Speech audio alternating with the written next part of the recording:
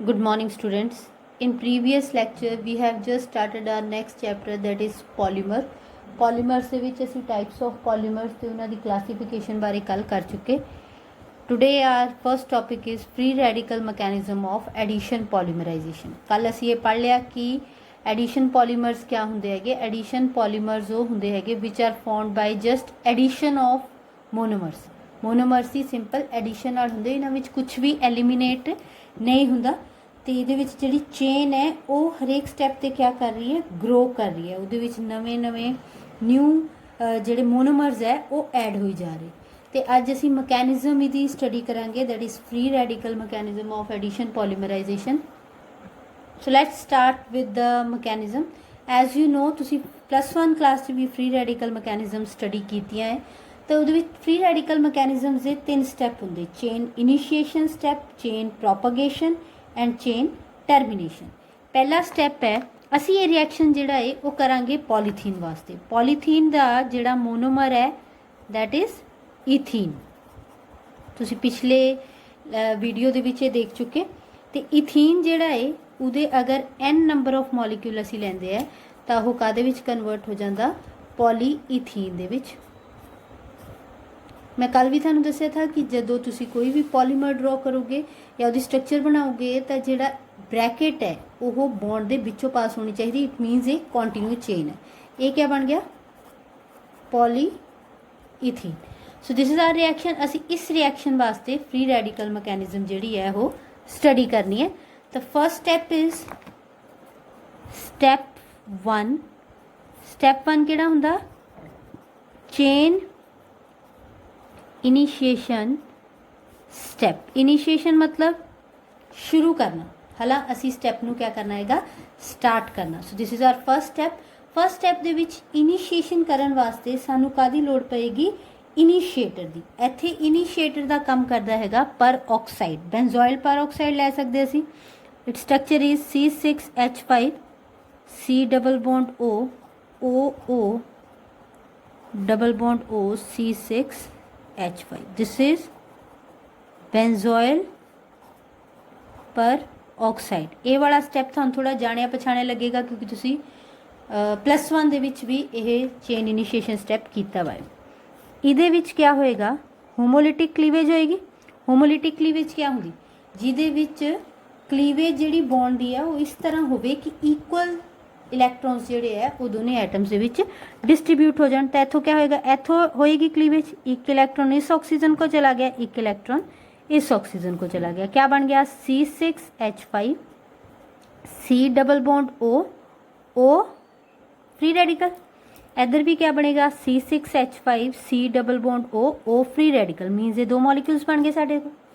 Next क्या होएगा, आ वाला बॉन्ड हुण होमोलिटिक क्लीवेज करेगा। जदों ये वाला बॉन्ड होमोलिटिक क्लीवेज करेगा तो क्या होएगा, एक इलैक्ट्रॉन C6H5 को तो एक इलैक्ट्रॉन कार्बन को जाएगा। कार्बन उस इलैक्ट्रॉन को ऑक्सीजन के फ्री रेडिकल ना मिलके क्या बना लेगी, C double bond O double bond O। This is carbon dioxide. ते नाल क्या बन जाएगा, C6H5 free radical. Now this is our initiator. ये साडा इनिशिएटर है जिहड़ा कि फर्दर रिएक्शन नू क्या कराएगा, स्टार्ट कराएगा। हुण क्या होएगा, हुण ये इनिशिएटर साडे फ्री मोनोमर पर अटैक करेगा। Free radical you know that reactive intermediates हुंदे हैगे, CH2 डबल बॉन्ड CH2। हुण इत्थे क्या होएगा, इस बॉन्ड दे 2 इलैक्ट्रॉन्स है, ये एक इलैक्ट्रॉन ते ये एक इलैक्ट्रॉन, ये आपस क्या बना लूँगे, बॉन्ड। ये वाला इलैक्ट्रॉन शिफ्ट हो गया इधे ऊपर, क्या बन जाएगा, C6H5 CH2। क्योंकि हुण इधे एक इलैक्ट्रॉन तो इधा एक इलैक्ट्रॉन, इन्होंने आपस क्या बना लिया, बॉन्ड बना लिया। तो इत्थे CH2 ये क्या बन गया, फ्री रेडिकल। हुण चेन क्या होगी, शुरू होगी। हुण ये फ्री रेडिकल टिकेगा तो है नहीं, क्यों, क्योंकि ये बहुत ज़्यादा रिएक्टिव है। ये हुण क्या करेगा, चेन होर मोनोमर्स नाल रिएक्ट करेगा तो साडा स्टैप 2 आ जाएगा। Step 2 is chain propagation step. Chain propagation मीनस chain नू अगे होर ज़्यादा बड़ा करना, चेन ग्रो करानी। तो इन्ना क्या होएगा देखो, C6H5 CH2 फ्री रेडिकल है। मैं थानू एक स्टैप करके दस दिंदी है, CH2 डबल बॉन्ड CH2 क्या होएगा, अगेन सिमिलर वे ना ऊपर वाले वे ना बॉन्ड टुटेगा, आहा ते आहा इलैक्ट्रॉन इन्होंने आपस में बॉन्ड बना लेना, आ क्या बन जाना फ्री रेडिकल। क्या बन जाएगा, C6H5 CH2 CH2 CH2 CH2 free radical. हुणे अगे तो अगे चेन बनाई जाएगा। तो ये नाल क्या होएगा, असी इत्थे इदां लिख सकते NCH2 डबल बॉन्ड CH2। ना एक चीज़ ध्यान नाल देखो कि थोड़ी जी रिपीट हो रही चीज़ वो क्या है, CH2 CH2। ठीक है, तो असी नूं इदां लिख सकते C6H5 CH2 CH2 n times लिख सकते, क्योंकि आही तो बीच वाली चीज़ क्या होएगी, रिपीट होएगी, CH2 CH2। सो इस तरह साडी चेन क्या होगी, लंबी होगी। हुण लास्ट स्टैप क्या होएगा, चेन टर्मिनेशन, वो होएगा स्टैप 3। हुण चेन ने क्या होना है, रुकना है, that will be step 3, that is chain termination step.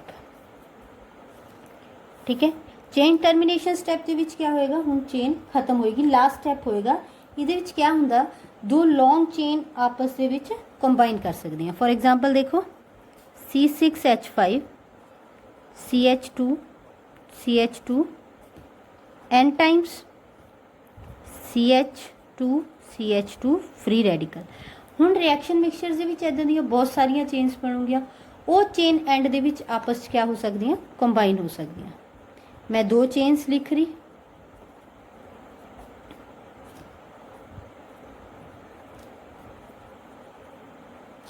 ये आपस कंबाइन हो जूंगी। जो ये आपस कंबाइन हो गया तो क्या बनेगा, C6H5 इथों कंबाइन हो गया, CH2 CH2 N CH2 CH2 again CH2 CH2, क्योंकि कॉम्बीनेशन इधरों बन रहा, असीं इधर नूं जा रहे, इत्थे CH2 CH2 N टाइम्स के नाल क्या लग जाएगा, C6H5। So this will be our polyethene. ठीक है, so this is how we can study the free radical mechanism of addition polymerisation. Let's repeat it again. First step क्या है, chain initiation step है। चेन इनिशिएशन स्टैप के विच क्या होएगा, chain the reaction जिहड़ा है स्टार्ट होएगा, that will take place with the help of a initiator. Initiator जिहड़ा है तुहाडे मोनोमर पर अटैक करके उन्होंने फ्री रेडिकल बना देगा। वो फ्री रेडिकल अगे चेन प्रोपगेशन स्टैप दे विच चेन नूं क्या करेगा, लॉन्ग करेगा। जदों चेन बन जाएगी तो last step chain termination step. Chain termination step दे विच वो चेन जिहड़ियां है बनिया वा फ्री रेडिकल चेन्स वो आपस च कंबाइन हो जाएंगे। इत्थे स्पेस नहीं थी तो मैं नीचे लिखा, अदरवाइज ये नाल अटैच्ड है। So this is about your free radical mechanism of addition polymerization. Now let's study various example of addition polymers. First step polythene. Polythene बारे असीं हुणे स्टडी करके हटे हैगे free radical mechanism दे विच। Polythene जिहड़ी है वो इथीन दा एक पॉलीमर है जिहदे विच ethene is the monomer. Polythene दो तरह दी हुंदी, one is low density polythene, other is high density polythene. एक नूं असीं LDP कहंदे, दूजे नूं असीं HDP कहंदे। उन्हां विच बेसिक डिफरेंस क्या है, जिहड़ी LDP हुंदी लो डेंसिटी पॉलीथीन है वो एक्चुअल दे विच एक ब्रांच चेन पॉलीमर है, सॉफ्ट हुंदी, फ्लैक्सीबिलिटी हुंदी है। इस करके इन्हां नूं इलैक्ट्रिकल केबल्स वगैरह या स्क्वीज़ बॉटल्स, वो सॉस दी बॉटल्स तुसीं देखिया होणीआं, टॉयज़ एंड फ्लैक्सीबल पाइप्स वास्ते यूज़ करते। वैसे कैमिकली इनर्ट होंगे तो पुअर कंडक्टर ऑफ इलैक्ट्रिसिटी होंगे। जिहड़ी LDP है लो डेंसिटी पॉलीथीन है वो पॉलीमराइजेशन ऑबटेन होंगी जो 350 to 570 कैलविन टैंपरेचर होवे ते 1000 to 2000 ATM प्रैशर होवे peroxide as a catalyst use होंदा वे, then you get low density polythene. Free radical polymerization है जिद्दां असीं डिस्कस कीता था, बट ये हाईली ब्रांच पॉलीमर्स हुंदे। ब्रांचिंग करके जिहड़ी है इन्हां दी पैकिंग एफिशिएंट नहीं हुंदी, इस करके इन्हां दी डेंसिटी जिहड़ी है वो लो हुंदी हैगी। इन the diagram you can see the structure of LDP। Next is HDP, that is called high density polythene. ये स्ट्रेट चेन पॉलीथीन है। स्ट्रेट चेन पॉलीमर्स होने करके पैकिंग एफिशिएंसी बहुत ज़्यादा है, तो ये करके जिहड़ी डेंसिटी हुंदी हैगी वो हाई हुंदी। ये हार्ड हुंदी, टफ है, मकैनिकली स्ट्रोंग हुंदी हैगी। बकेट्स, डस्टबीनस वगैरह जिहड़े है, टिफिनस वगैरह, वो HDP दे बनदे हुंदे।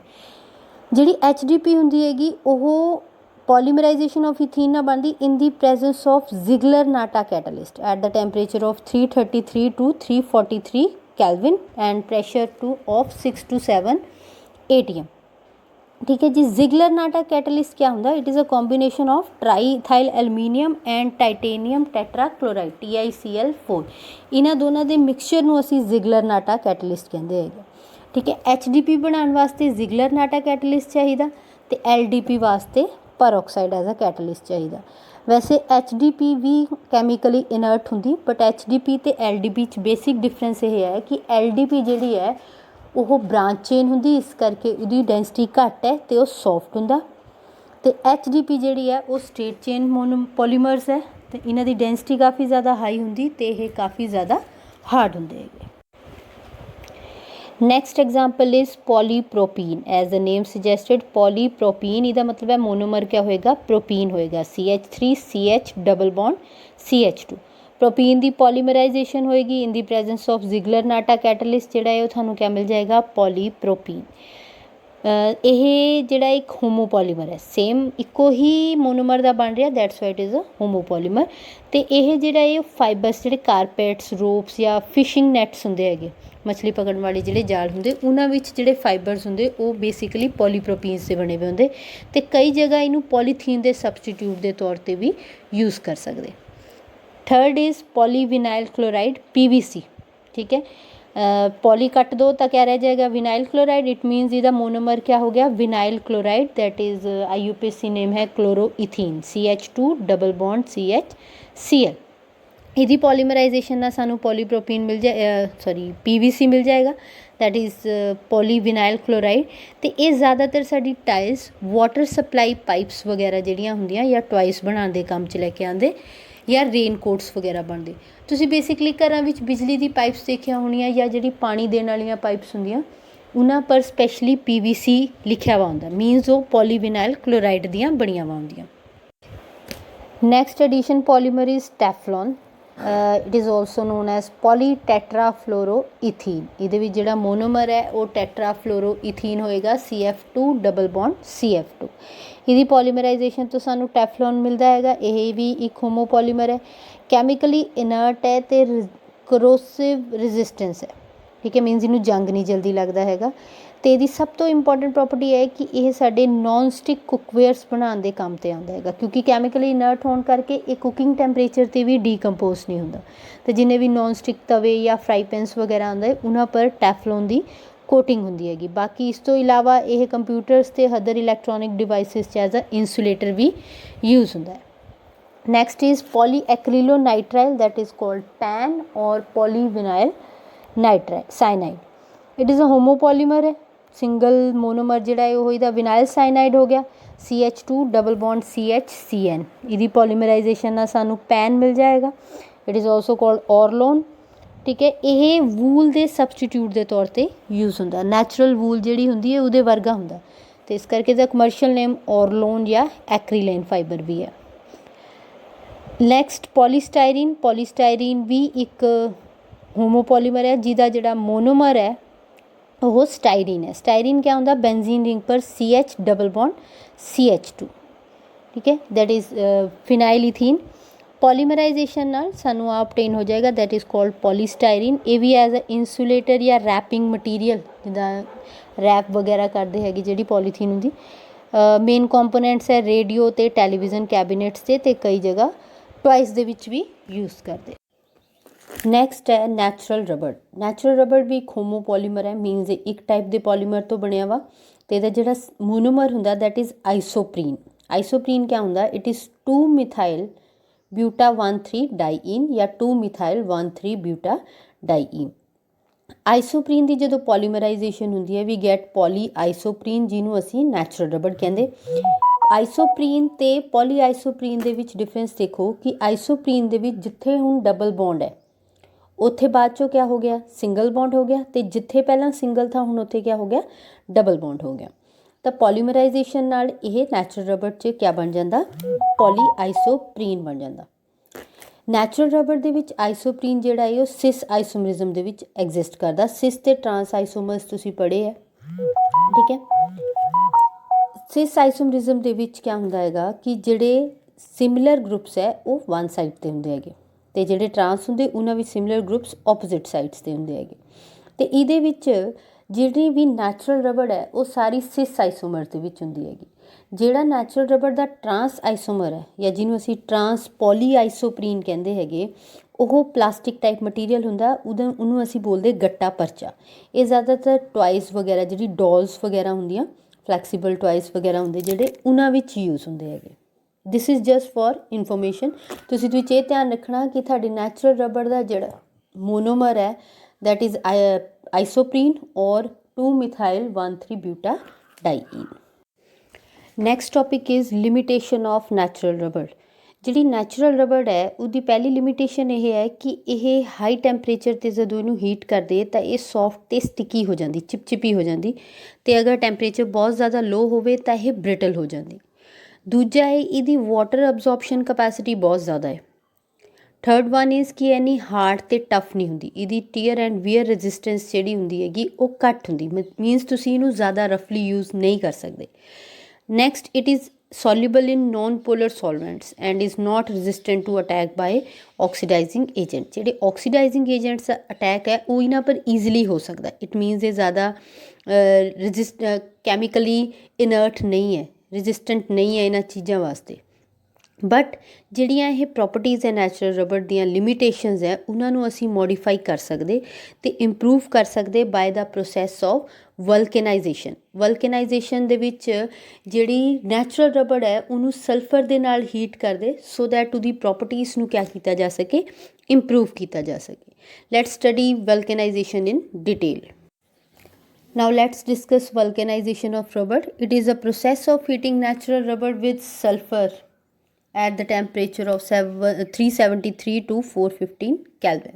तो वल्कनाइजेशन क्या करते नैचुरल रबड़ नू सल्फर 5% बाय मास ते अप्रोप्रीएट एडिटिव जिदा कि कोक है उहदे नाल हीट करते, ठीक है। उहदे नाल क्या हुंदा वल्कनाइजेशन क्या हुंदा हैगा कि जिहड़ी नैचुरल रबड़ की चेन्स है उन्हों की क्रॉस लिंकिंग हो जाती। As you can see in the diagram जी जिगजैग चेन्स गया these are the chains of natural रबड़।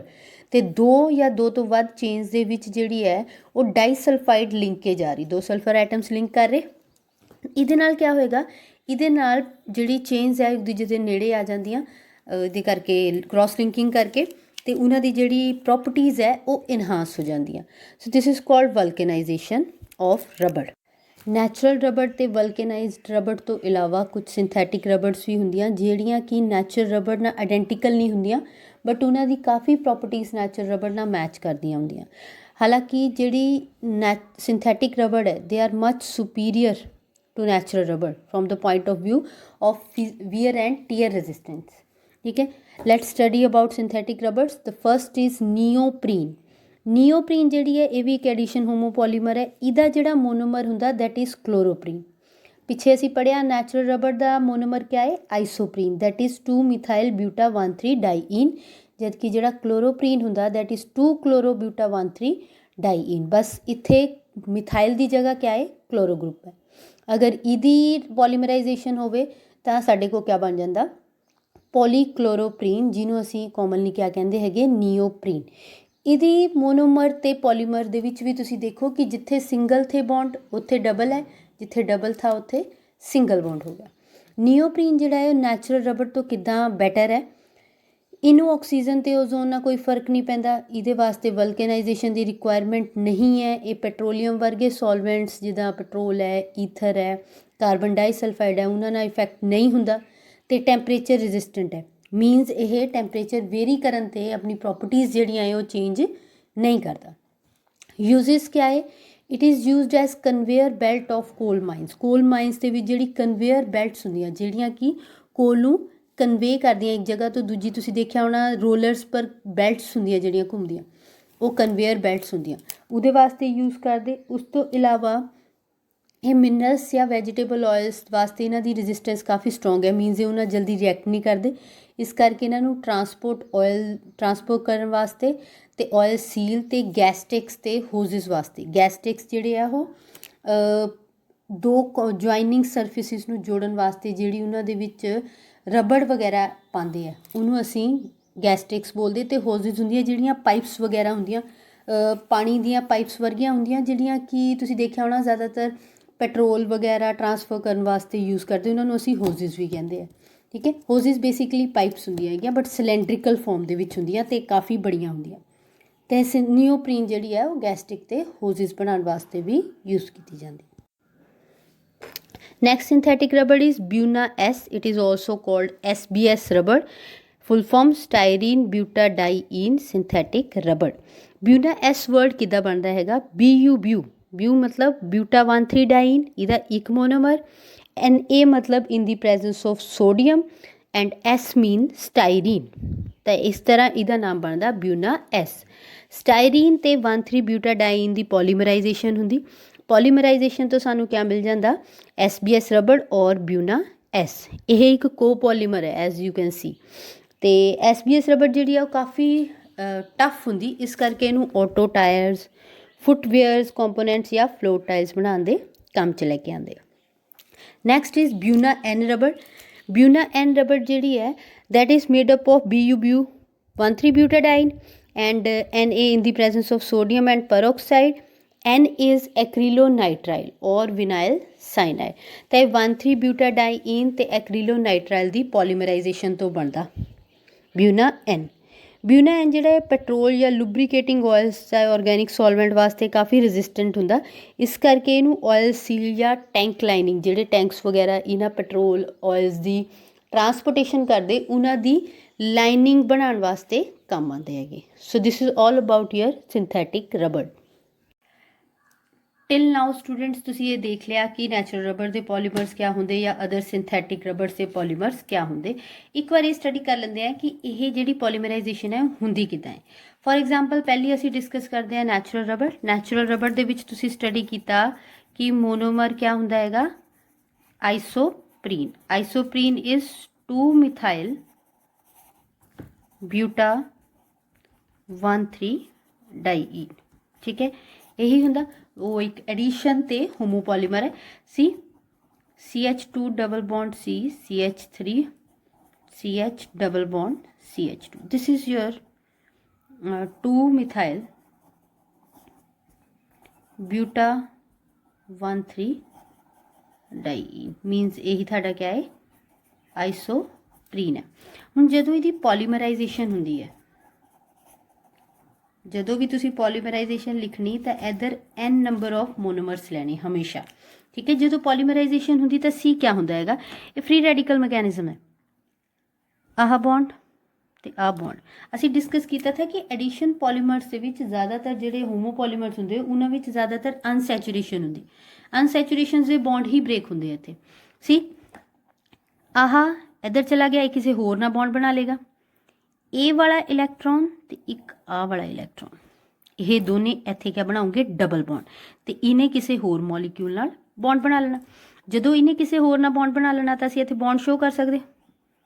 CH2 ਅੱਗੇ ਕਿਆ ਆ ਗਿਆ, ਹੁਣ ਇੱਥੇ ਕਿਆ ਰਹਿ ਗਿਆ, ਸਿੰਗਲ ਬੌਂਡ CH3 ਅਗੇਨ ਕਿਆ ਆ ਗਿਆ, ਡਬਲ ਬੌਂਡ ਆ ਗਿਆ। ਹੁਣ ਇੱਥੇ ਪਹਿਲਾਂ ਸਿੰਗਲ ਥਾ, ਹੁਣ ਇੱਕ ਹੋਰ ਬੌਂਡ ਆ ਜਾਏਗਾ ਤਾਂ ਇੱਥੇ ਕਿਆ ਆ ਗਿਆ, ਡਬਲ ਬੌਂਡ CH। ਇੱਥੇ ਵਾਲਾ ਡਬਲ ਬੌਂਡ ਬ੍ਰੇਕ ਹੋ ਗਿਆ CH2, ਇਹ ਕਿਸੇ ਹੋਰ ਨਾਲ ਬੌਂਡ ਬਣਾ ਲੇਗਾ। ਅਤੇ ਇੱਥੇ ਕਿੱਦਾਂ ਲਿਖਾਂਗੇ ਅਸੀਂ, bracket N। Now this is your polyisoprene that is natural rubber. ਮੈਂ ਤੁਹਾਨੂੰ ਕਿਹਾ ਥਾ ਕਿ ਜਿੱਥੇ ਡਬਲ ਬੌਂਡ ਹੈ ਉੱਥੇ ਸਿੰਗਲ, ਜਿੱਥੇ ਸਿੰਗਲ ਬੌਂਡ ਹੈ ਉੱਥੇ double. So this is how it comes. Next is neoprene. Neoprene ਜਿਹੜਾ ਹੈ ਉਹਦਾ ਮੋਨੋਮਰ ਕਿਆ ਥਾ, 2-chloro ब्यूटा-1,3-डाइन बिल्कुल सिमिलर वे नाल होएगा जिद्दां कि इहदे विच उपर होई हैगी उदां ही इहदे विच होनी हैगी। तो इहदे विच फर्क क्या है सिर्फ कि उत्थे CH3 की जगह क्या आ जाएगा, क्लोरीन आ जाएगा, इत्थे Cl आ जाएगा, बस ये फर्क है। बाकी सारी पॉलीमराइजेशन जिहड़ी है वो सेम वे नाल होएगी।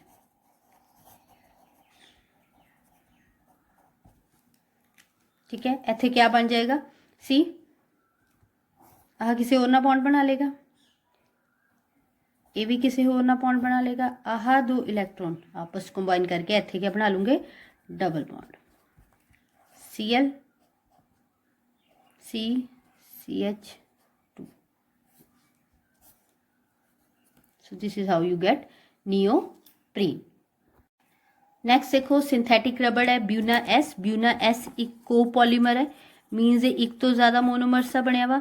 मोनोमर्स किहड़े है इहदे, किद्दां दस्सिया तुहानूं, ब्यूना मीनस 1,3 ब्यूटा डाईइन ते Na मतलब in the presence of sodium and S means styrene. What is the formula of styrene, styrene is phenylethyne, this is styrene। And दूसरा क्या है, 1,3 butadiene, this is the formula for 1,3 butadiene. You can even write buta 1,3-डाईन, one and the same thing. ठीक है, next देखो हुण इन्हां दी क्या होएगी, पॉलीमराइजेशन होएगी, एन मॉलिक्यूल्स ए एन मॉलिक्यूल्स ए। हुण जदों पॉलीमराइजेशन होएगी you have to see it carefully, आह बॉन्ड ते आह वाला बॉन्ड। मैं जरा इनू दोबारा लिख दी है, CH double bond CH2 plus CH2 double bond CH double bond CH2। Now see ah bond, ah वाला डबल बॉन्ड ते आह वाला डबल बॉन्ड इन्हां ने ब्रेक होना हैगा। इत्थों आह इलैक्ट्रॉन, ये इलैक्ट्रॉन किसी होर ना बॉन्ड बना लेगा, ए वाला इलैक्ट्रॉन ए ते ये हुण आपस च क्या बनाओगे, बॉन्ड बनाओगे एक एक इलैक्ट्रॉन। आह इलैक्ट्रॉन इत्थे शिफ्ट हो गया, ये इधर शिफ्ट हो गया, इन्हें किसी होर ना बॉन्ड बना लेना। तो देखो ध्यान नाल क्या बनेगा, लुक केयरफुली, इत्थे क्या है, सिंगल बॉन्ड आ जाएगा, CH नाल क्या लग्या वा, बेंजीन रिंग, इत्थे हुण सिंगल हो जाएगा CH2। हुण ये CH2 इस CH2 ना क्या बना लेगा, बॉन्ड बना लेगा। इत्थे डबल बॉन्ड था वो क्या रह जाएगा, सिंगल, इत्थे सिंगल था, इत्थे क्या आ जाएगा, डबल, फिर सिंगल CH2, यह किसी होर ना बॉन्ड बना लेगा, इत्थे आ जाएगा N। So this is our buna S। So this is how we can understand the polymerization of Buna S and similar is the case of Buna N। वो तुसी आराम ना कर सकते इनू देख के। So this is all about today's lecture।